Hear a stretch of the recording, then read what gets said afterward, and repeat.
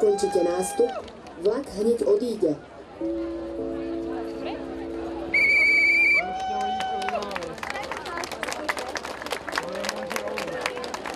Vo štvrtok do poludnia sa vo Vrútkach, ktoré sú významným dopravným železničným uzlom Slovenska, konalo podujatie Študuj dopravu. Stretli sa tu zástupcovia ministerstva dopravy, vedení kraja a miest Vrútky a Martin, stovky študentov, hostí a pedagógovia, ktorí pripravujú nasledujúce generácie slovenských dopravcov. Chceme pritiahnuť študentov a mladých ľudí a detí na profesie dopravné. To znamená, chceme, aby sa viacej zaujímali o to, aby mohli študovať napríklad za železničiara, za technika, za inžiniera v železničnej doprave, aby sa stali napríklad kamionistom alebo pilotom alebo doručovateľom alebo profesistom v poštových službách. Momentálne je príjm ten ručňovodič, ale sú to aj iné odbory, ako je mechanik, elektrotechnik, ktorý je tiež potrebný na trate, bezpečnostné systémy doprave a priemysle.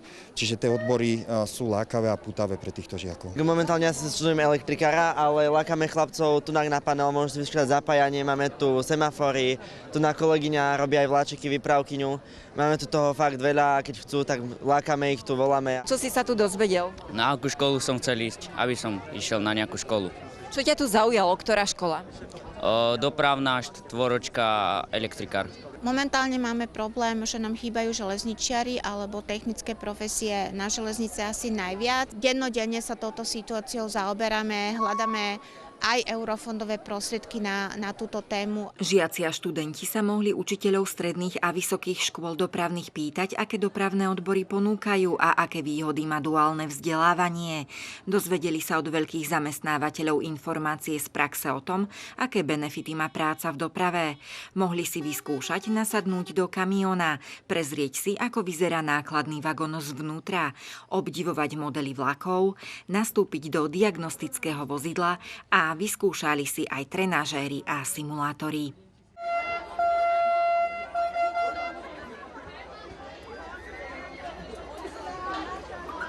Keď má auto nehodu, alebo tak som si to vyskúšala, že sa prevráti to auto. Aké to bolo v tom aute? Adrenalinové. Ministerstvo dopravy chce do vzdelávania technológií a vybavenia dopravných škôl investovať ďalšie eurofondové prostriedky.